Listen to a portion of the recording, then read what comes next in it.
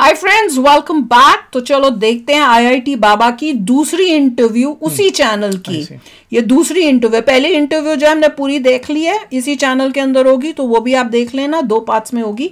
और ये वाली इंटरव्यू भी अब देखते हैं क्योंकि इतनी फैंटास्टिक इंटरव्यू है। इन्हों यही थे जिन्होंने सबसे पहले इंटरव्यू की थी, जिससे सबको पता चला आईआईटी बाबा का नाम जो पढ़ा है। आई एम गेसिंग कि इस इंटरव्यू के बाद पढ़ा होगा कि जब लोगों को पता चला कि ये जो बाबा हैं ये आईआईटी से पढ़े हुए हैं।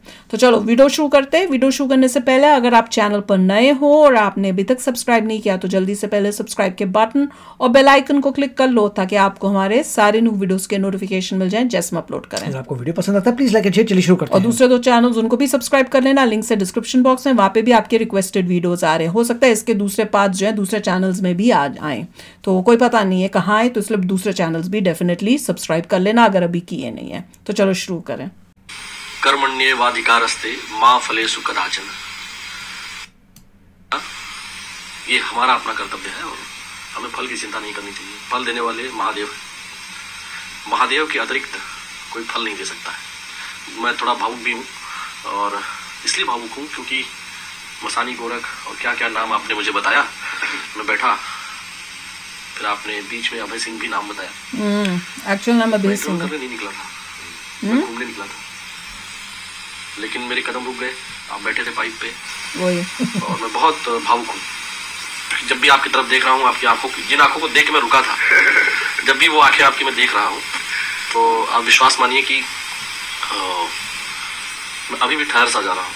सोच रहा हूँ बोलूँ कि ना बोलूँ, पूछूँ या ना पूछूँ, लेकिन चूंकि हमारा धर्म है पत्रकारिता करना और रिपोर्टर हूँ तो रिपोर्टिंग करनी पड़ेगी, फीड भेजनी पड़ेगी चैनल को, और क्या कुछ नया है ये बताना पड़ता है। लेकिन ना आप नए हैं ना पुराने हैं, ना आधुनिक हैं ना प्राचीन हैं। मुझे ऐसा लगता है कि आप प्राचीन और आधुनिक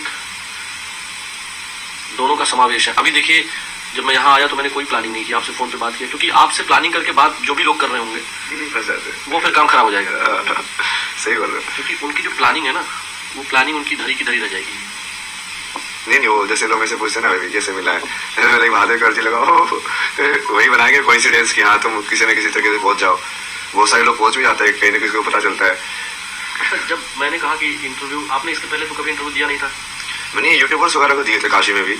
वो आते थे यहाँ पे कि हाँ बाबा जी आप कौन हो, उस टाइम पे मैं सीधे सीधे जवाब देता था मेरा नाम है कल की। फिर वो पूछते थे क्या चाहिए, किसके बारे में, क्या है, ये क्या होता है, ये ऐसे से। सही नाम और सही कहाँ से पढ़े ये सब नहीं बता देता। वो सब इतना ज़्यादा पूछते भी नहीं थे ना, मतलब वहाँ पे। जैसे वहाँ पे एक देवी भी आई थी, वो बहुत इंटेलिजेंट थे वो भी। मैंने उससे पूछा कि आता सवाल पूछो, 1 घंटे तक पूछते रही, लाइक बिल्कुल लाइक ऐसे एक्यूरेट सवाल। क्या चाहिए, ऐसे होता है तो फिर ऐसे क्यों नहीं होता है, जब ये है तो ये क्यों नहीं है। वहाँ सही है, ऐसे लोग तो चाहिए हमें। और चाय की दुकान पे बैठे हुए तो गौरी केदारेश्वर के साथ नहीं है वो। अच्छा, गौरी केदारेश्वर मंदिर बनारस, हाँ घाट के ऊपर ही, वहाँ पे वहीं पे मैं 4-5 घंटे थे मेरे। इस वाले चाय की दुकान पे 2 घंटे, उस वाले के ऊपर 3 घंटे बैठा रहता था मैं। आप जो है वहाँ पे जो पुष्कर तालाब है वहाँ बैठे हुए थे, पता नहीं मुझे क्यों एहसास हुआ कि आप वहाँ बैठे थे।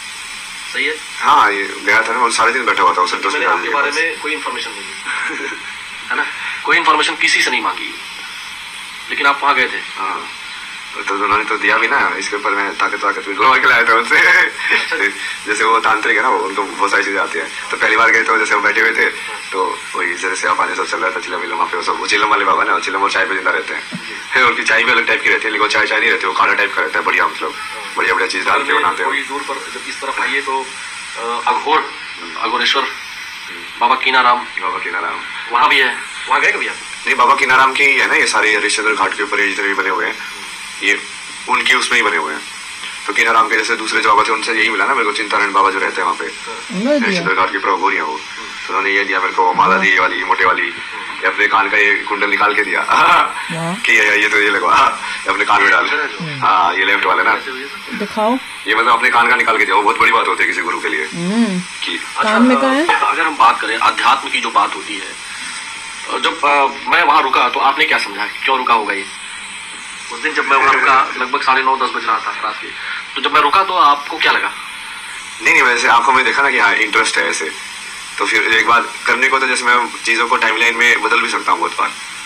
इसका भी मैंने पूरी तरीके में दिखाई था लोगों को। जब मैं यात्रा पे था ना तब मैं वीडियो डाली थी कि जैसे मान लो मेरे को आगे एक, मान लो मैं जा रहा हूँ रात को 12 बजे, वो कुत्ते उत्तों का ऐसा डर रहता है, कोई गाँव में तो जा रहे वहाँ पे कुत्ते भी खतरनाक होते हैं, क्योंकि वो वाइल्ड एनिमल्स के हिसाब से वो देखते हैं, जो अलर्ट रहते हैं हमेशा, क्योंकि सही में थ्रेट होती है वाइल्ड एनिमल्स की वहाँ पे। तो मैंने उसको समझाया लोगों के, इसके लिए मैं 4-5 तरीके से हैंडल कर सकता हूँ सिचुएशन को, कि या तो मैं वो टाइमलाइन के अंदर पहले ही उस चीज को हटा दूं कि ये होगा ही नहीं तो होगी ही नहीं, ये तो मैं उसको भी एडिट कर सकता हूँ काल को भी, या फिर मैं वहां जाके काल घर का रूप ले लूं तो कुत्ता आके मेरे सामने तो उठाने लग जाएगा उस वाली ऊर्जा में मैं गया तो, या मैं बिल्कुल ही सस्पेंशन में चला जाऊँ, मुझे तो 4-5 तरीके हैं। तो वहाँ पे जब आपने देखा तो मुझे लगा कि हाँ इसको इंटरेस्ट है, इंटरेस्ट है तो फॉलो करते हैं। और बिल्कुल आपने जो सवाल भी बिल्कुल एक्सप्लेन करा तो आप समझ रहे थे, बहुत सारे फोटो जैसे है उसकी वजह से डायरी का फुटेज के लिए आप ऐसे बोलते हैं आपको समझा लीजिए, उनको पर्सनली समझने में इंटरेस्ट नहीं होता है। जब मैं आपको बता रहा था तो आप हर चीज के बारे में पूछा था, इसके बारे में बताइए, नहीं तो ऐसे हमारा थोड़ा सा बताया, बोले कि हाँ ये तो हो गया फुटेज, अपना काम करो, दूसरी चीज के बारे में जानना है, तो हाँ इसको सही में जानकारी के बारे में इंटरेस्ट है, सब चीजों के बारे में। तो उसकी वजह से फिर मेरे में अंदर भी वो सिखाने का वो आता है ना, जो सामने वाला सुन रहा होता है, सीख रहा होता है, तो समझ में आ रहा है इसको बढ़िया से एक्सप्लेन करो, किस बढ़िया तरीके से एक्सप्लेन कर सकते हो कि इसको समझ में आएगा अच्छे से। मैंने यूट्यूब पर जो कमेंट आए हुए हैं उनमें था कि मेरे ऊपर दबाव जनता ने बना दिया, नहीं तो मैं शायद आपका दूसरी बार इंटरव्यू नहीं करता। जनता ने कहा कि आप इनका दूसरी बार आप इंटरव्यू करो, क्योंकि और लोग जो भी जहां भी हम देख रहे हैं वो हमें समझ में नहीं आ रहा है उतना, तो आप जाओ और आप इंटरव्यू करो। आपने हमारी जो सहयोगी हैं न्यूज़ 18 नेटवर्क की रितु ज्ञानवानी जी बगल में बैठी हैं हमारे, इन्होंने भी आपको 1-2 दिन पहले इंटरव्यू आपका किया। कल ही गया ना? हाँ कल ही गया। अच्छा, तो इन्होंने भी जो बताया फिर आपने कुछ करके इनको भी दिखाया, वो भी बहुत लोग देख रहे हैं।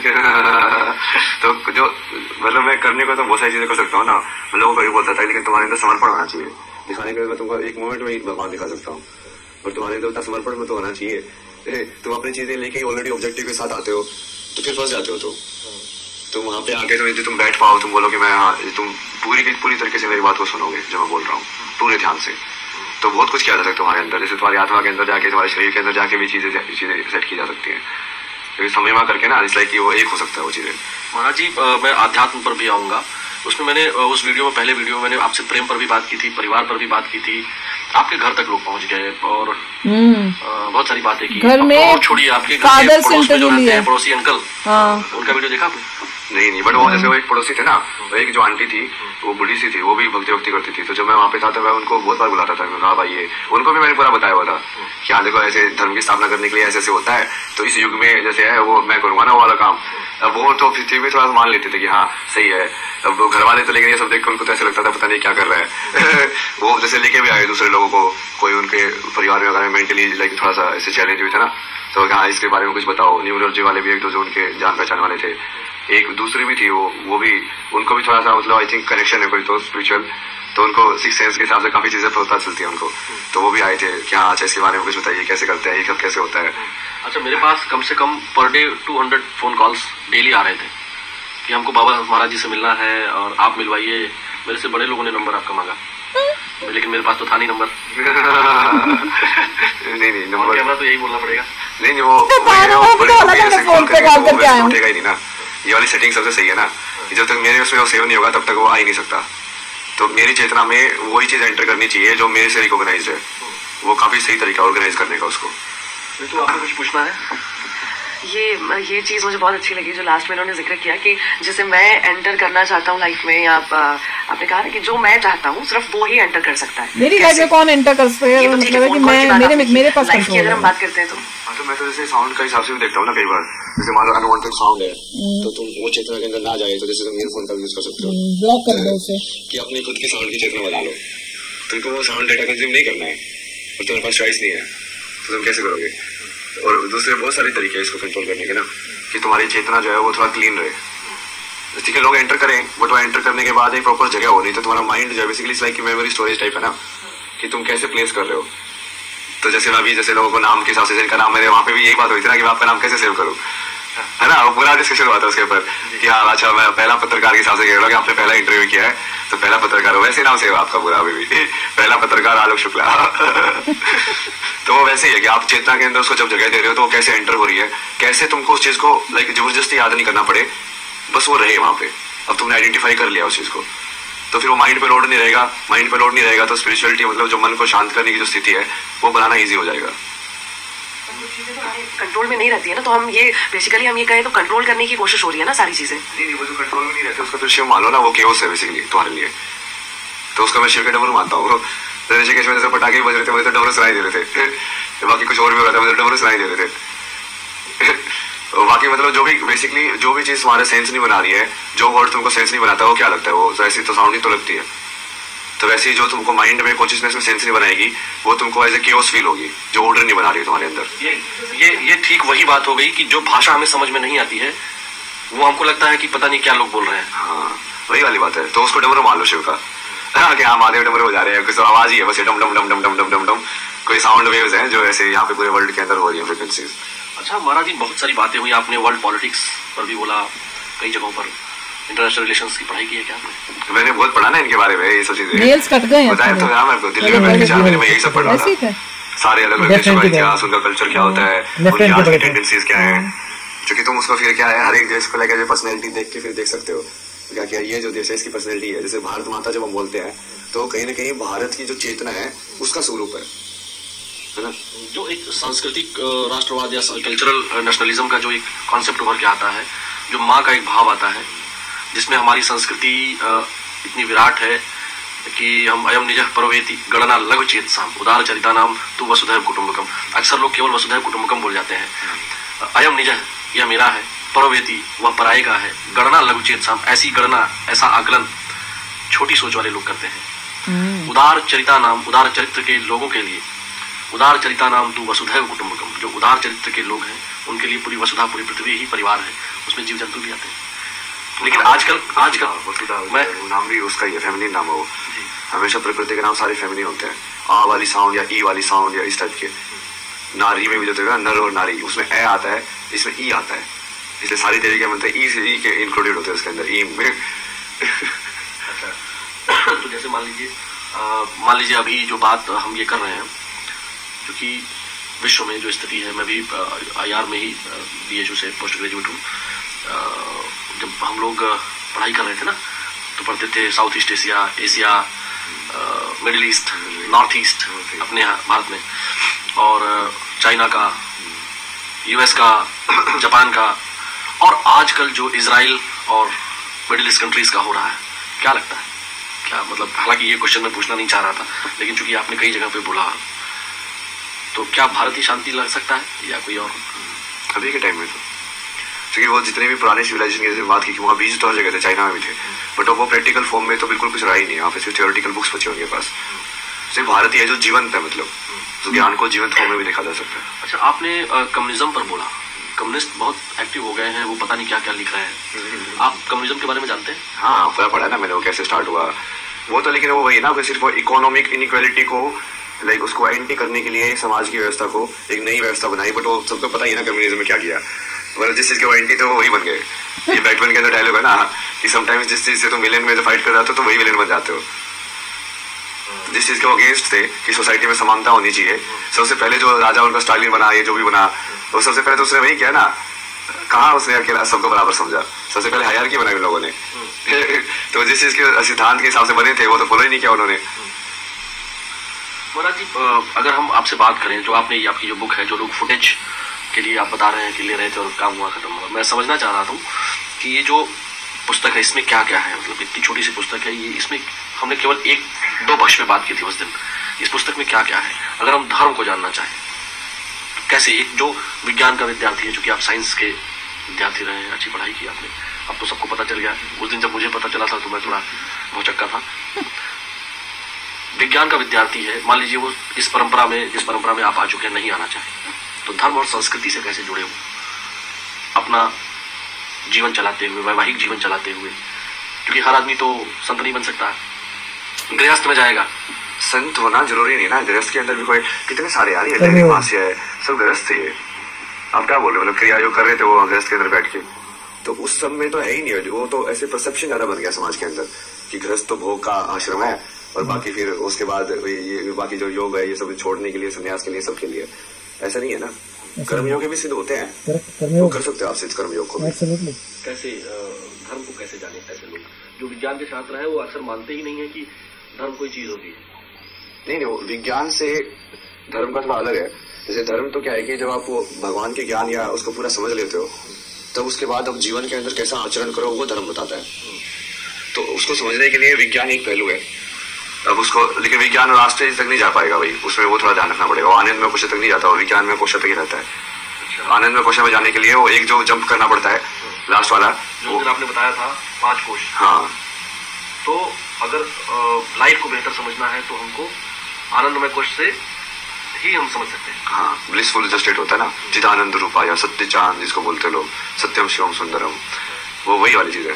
उसके लिए वो विज्ञान के भी परे वाले जो कोश है उसमें जाना पड़ता है, तो मतलब वो सोचना भी बंद करना पड़ता है, बट वो वहां तक की सीढ़ी बनाई जा सकती है विज्ञान के थ्रू। ये फिर से आए हैं क्योंकि इतनी डिमांड हुई लोगों की कि भाई हमने भी तो किया था पहले। मैं जो रिक्वेस्ट आई थी उसमें मैंने किसी और वीडियो पे रिएक्ट किया, तो आप लोगों ने भी तो बोला था ये कौन सी कर दी। देखिए अभी आपको नजर आ रहा है कि स्लोली जो है IIT बाबा बैलेंस में जा रहे हैं। हाँ, पहले देखिए जो हमने फर्स्ट हालत काफी खराब थी, बालों की हालत खराब थी, जो हमने देखी थी फर्स्ट, तो उसमें बहुत हंसना और उस टाइप से था। He was not in a good place, pipe के ऊपर बैठना, ठंड काफी नहीं। उससे पहले हमने एक देखी थी जो उनकी फर्स्ट वाली नहीं थी, पर बीच में कोई थी जो हमने जो इनके साथ जो पहले हुई थी, इनकी तो उस वक्त जो है वो रात था, रात को पाइप पे बैठे हुए हैं, ठंड में बैठे हैं, लग रहा था कि हाथ में, मतलब लग रहा था कि इधर उधर बैठे हुए हैं। और कांप भी रहे थे क्योंकि इन्होंने पूछा भी था कि आपको ठंड लग रही है। हालत देखे, हुलिया देख रहा था कि काफी भटकते हुए वहां तक आए हैं। तो अब आपको नजर आ रहा है हुलिया वगैरह सब चेंज हो गया, कमरा भी मिल गया, अच्छे कमरे में। तो उनको भी समझ आ रहा है कि बैलेंस के बिना काम नहीं हो पाएगा। क्योंकि अगर मान लीजिए एग्जाम्पल दीजिए, एक बंदा जैसे पहले भी कहा था मैंने, वो 24 घंटे भूखा है तो वो भगवान का नहीं कर सकता जाप। तो बहुत कुछ चेंजेस नजर आ रहे हैं, which is a good thing. क्यों सन्यासी जो पुरानी देखते हैं रामायण में या मूवीज में देखा था, नहीं वो आजकल करते थे। आजकल के समय में it is not true. Bhagavad Gita के हिसाब से यही है कि आप जो है एक्सट्रीम्स में जाके आप नहीं कर सकते। अच्छा भैया, भाई मैं तो इतनी वो नहीं हूँ ज्ञानी, मैं तो मानती हूँ मैं तो बहुत ही एक तुच्छ प्राणी हूँ। और अच्छा बताया था कि लोग जो है सीधे बोल सकते हैं हम तो ग्रस्त में हैं भैया, हम ये सब, वो विच इज टोटली रॉन्ग। कर्म योगा का पाथ सबसे भगवान ने एडवाइस किया है कि कर्म योग ही करना चाहिए, विच इज आप वेरी सिंपल टू डू। भी बोला है, ये भी बोली सिंपल टू डू, मतलब ऊपर से तो बहुत सिंपल है, बट जब आप प्रैक्टिकली इम्प्लीमेंट करने चाहते हो तो कुछ ही लोग इम्प्लीमेंट कर पाते हैं और लोग नहीं कर पाएंगे। और फिर वो बोलता अच्छा मैं तो साधु बन जाना, that's not how it is कि मैं साधु के रास्ते में नहीं गया। अगर आप चाहते तो आपको सब कुछ भगवान ने दिया था। ये मत बोलो कि मैं इस रास्ते में गया, तुम्हारा लॉस नहीं गए तो फिर एक और चक्र खाओगे लाइफ एंड डेथ का। चलो आप भी शेयर करना अपने थॉट्स। चलते हैं, मिलेंगे नेक्स्ट वीडियो में बहुत ही जल्द। Till then take care and bye bye. तो अगर आप मेरे इस चैनल पे नए हो तो जल्दी से सब्सक्राइब के बटन को हिट करो और बेल आइकन को क्लिक करो ताकि आपको मेरा जब नया वीडियो मैं लगाऊं आपको उसके बारे में जल्दी से पता चल जाए।